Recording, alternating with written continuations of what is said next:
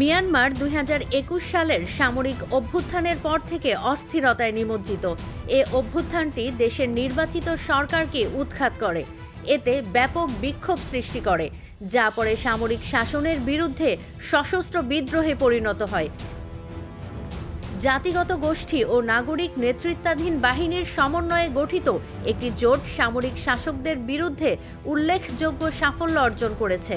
এ বাহিনীগুলোর মধ্যে একটি হলো আরাকান আর্মি, যারা পশ্চিম মিয়ানমারের রাখাইন রাজ্য দখল করতে প্রায় সফল হয়েছে। আরাকান আর্মির সাফল্য ভারত সহ বিভিন্ন দেশের দৃষ্টি আকর্ষণ করেছে।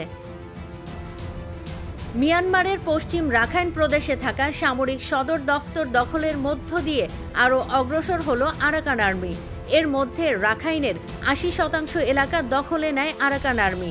সেখানে নতুন রাষ্ট্রের ঘোষণা দিয়ে নতুন সরকারও গঠন করতে পারে বলে জানা যাচ্ছে। কক্সবাজার সীমান্তের ওপারে থাকা প্রতিবেশী রাখাইনকে নিয়ে আরাকান আর্মি এমন ঘটনার জন্ম দিলে নতুন স্বাধীন দেশ হবে আরাকান।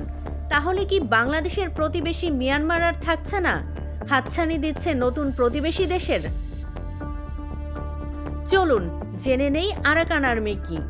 আরাকান আর্মি হল United league of Arakan ULA নামে একটি রাজনৈতিক সংগঠনের সামরিক শাখা, যা মিয়ানমারের পশ্চিম রাখাইন রাজ্যের বৌদ্ধ জনগণের প্রতিনিধিত্ব করে।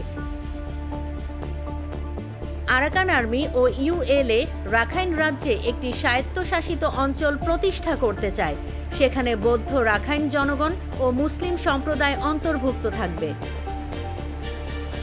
গত ১.৫ বছরে আরাকান আর্মি যুদ্ধক্ষেত্রে উল্লেখযোগ্য সাফল্য অর্জন করেছে। অনেকগুলো শহর ও সামরিক পোস্ট দখল করেছে। সম্প্রতি এই গ্রুপটি সামরিক শাসকদের পশ্চিমাঞ্চলীয় কমান্ড দখল করেছে, যা এবছর বিদ্রোহী বাহিনীগুলোর দ্বারা দখল করা দ্বিতীয় সামরিক কমান্ড। রোহিঙ্গা সংকট ও আরাকান আর্মি। ২০১৭ সালে মিয়ানমারের সেনাবাহিনী রোহিঙ্গা মুসলিম জনগণের বিরুদ্ধে ব্যাপক অভিযান চালায়, যার ফলে প্রায় ৭.৫ লাখ রোহিঙ্গা বাংলাদেশে পালিয়ে যায়। তাদের প্রত্যাবর্তন অনিশ্চিত। অন্যান্য দেশগুলো মিয়ানমারের এ গণহত্যা ও জোরপূর্বক বাস্তুচ্যুতির নিন্দা করেছে। যুক্তরাষ্ট্র এটিকে গণহত্যা হিসেবে চিহ্নিত করেছে। যদিও আরাকান আর্মি রোহিঙ্গাদের সঙ্গে সমন্বয়ের দাবি করেছে, তবে এটি জটিল। অতীতে আরাকান আর্মি রোহিঙ্গাদের বিরুদ্ধে হামলার অভিযোগে অভিযুক্ত হয়েছে। আরাকান আর্মির রাখাইন রাজ্যের স্বাধীনতা চায়, তবে খাদ্য ও ওষুধের জন্য মিয়ানমারের অন্যান্য অংশের উপর নির্ভরশীল।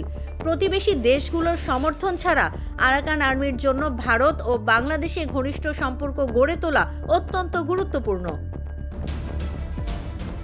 বাংলাদেশের সঙ্গে সম্পর্ক বৃদ্ধি।